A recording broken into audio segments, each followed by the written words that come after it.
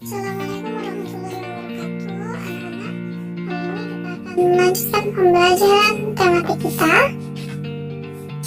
Ya, pada tema 2, subtema 3, 3D 3.1, yaitu tentang ragam hias pada kain batik. Nah, anak-anak, pernahkah kamu melihat kain batik? Pasti pernah kan ya? Perlu kalian ketahui ya anak-anak, pada kain batik itu terdapat motif hias loh. Batik dari setiap daerah memiliki motif hias yang berbeda-beda. Motif hias termasuk dalam gambar dekoratif. Apa itu gambar dekoratif? Jadi gambar dekoratif adalah gambar hiasan dari gabungan beberapa motif. Masih ingatkah kamu apa saja unsur yang ada di dalam gambar dekoratif? Ya, betul sekali. Unsur di dalam gambar dekoratif yaitu ada garis, bentuk, dan juga warna. Nah, ini adalah beberapa contoh dari garis, beberapa contoh dari bentuk, dan juga beberapa contoh dari warna. Motif hias pada kain batik umumnya berbentuk hewan, tumbuhan, manusia, atau alam. Corak tersebut akan membentuk suatu motif hias yang sangat indah. Coba kalian perhatikan motif hias pada kain batik berikut ini. Nah, di sini ada 2 contoh kain batik. Motif pada kain batik tersebut memiliki bentuk yang berbeda. Nah, untuk gambar kain batik yang pertama, ini motifnya adalah bunga. Dan gambar kain batik yang kedua yaitu bentuknya seperti lingkaran atau oval. Nah, anak-anak, nama kain batik yang pertama tadi namanya adalah batik tulis lasem.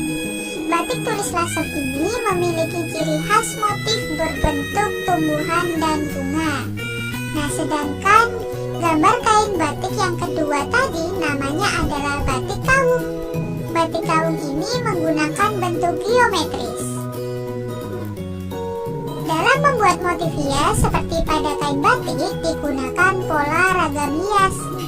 Nah, pola ragam hias ini meliputi motif manusia, hewan, atau tumbuhan. Nah, agar terlihat menarik, kita harus menambahkannya atau mengkombinasikannya dengan warna anak-anak. Berikut contoh pola ragam hias yang sederhana. Nah, coba perhatikan ya, ini adalah contoh pola ragam hias yang sederhana. Dan berikut ini adalah contoh pola ragam hias bunga. Coba perhatikan baik-baik.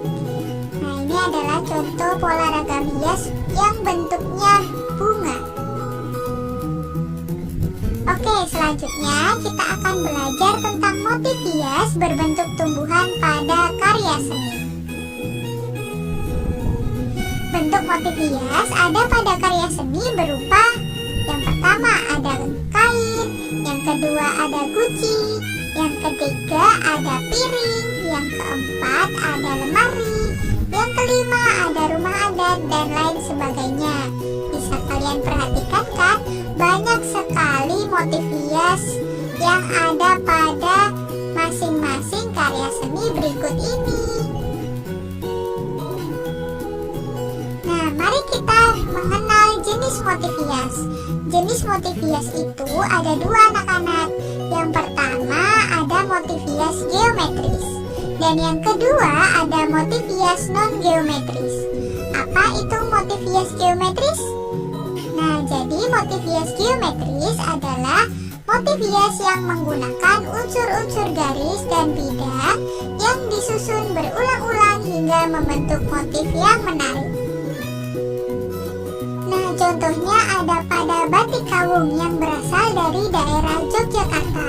Bentuknya seperti ini anak-anak, seperti lingkaran atau oval. Ya. Nah, selanjutnya apa itu motif hias non-geometris? Jadi motif hias non-geometris adalah motif hias yang memiliki bentuk manusia, hewan, atau tumbuhan. Nah, pada motif hias yang bentuknya tumbuhan itu biasanya disebut dengan sulur-suluran. Contohnya seperti ini pada batik buketan yang berasal dari daerah Pekalongan yang memiliki motif tumbuhan. Nah, bisa kalian lihat di sini ada bunga, kemudian ada daun, kemudian ada tangkainya. Nah, motif tumbuhan ini bermakna keharmonisan dan keindahan hubungan manusia dengan alam di sekitarnya. Nah, anak-anak, motif hias itu termasuk dalam gambar dekoratif loh. Nah, gambar dekoratif itu dibuat dengan menggunakan unsur, garis, bidang, dan juga warna. Bagian dari tumbuhan seperti daun dapat menjadi inspirasi pembuatan gambar dekoratif loh anak-anak. Contohnya seperti gambar berikut ini yang mengandung garis dan juga bidang di dalamnya. Nah, untuk memperindah gambar berikut ini, kita bisa menambahkannya dengan warna-warna yang menarik sehingga gambar ini nanti akan menghasilkan suatu gambar yang sangat indah. Nah, tugas anak-anak hari ini adalah menggambar batik. Ya, contohnya ada di halaman 97, dibuka bukunya, silakan dikerjakan. Nah, digambar di buku gambar ya. Untuk ukurannya bebas, silakan disesuaikan saja ya, jangan lupa dikumpul.